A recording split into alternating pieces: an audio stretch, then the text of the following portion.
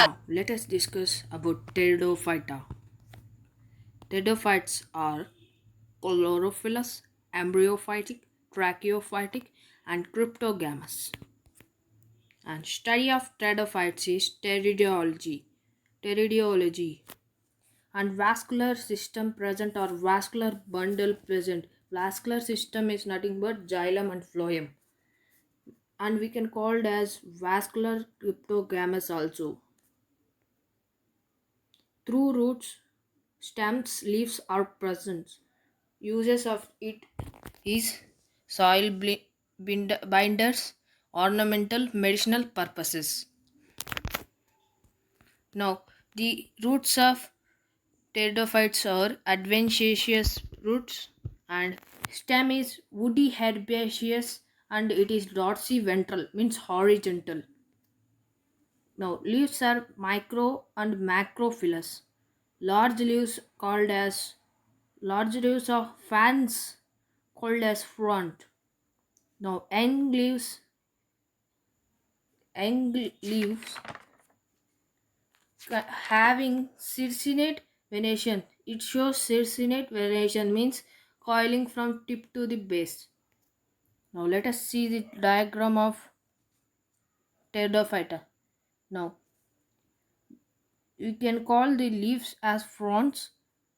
It is an fern plant, and below is stem, and the stem is also called as rhizome, and below it is roots.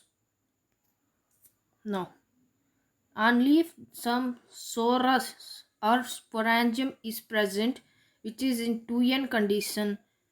The leaf is called as sporophyll also. Now, next we can see the structure of sporangium or sorus.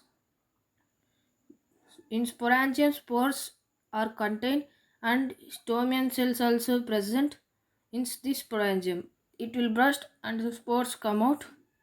Now let us see the spore diagram. Two layers are present in the spore. One is intine, other one is extine. Intine is inner layer. Intine is in intine is the inner layer. Extine is the outer layer. Now, after this spore became gametophyte, which is an prothallus. It contains archegonium, antheridium, rhizoids, and it is an gametophyte. Next, the sporophytes, their sporangium or sporangia that are present on leaf is sporophyll. Leaf which contains sporangia, it is called as sporophyll. Now, prothallus is heart-shaped, dorsiventral, flattened, short-lived, and independent gametophyte. Grows moist and shady areas to grow because they want water for fertilization.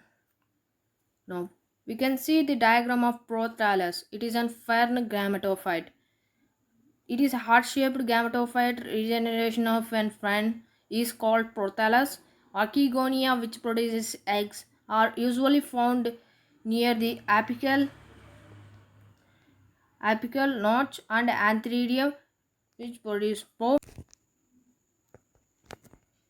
are usually produced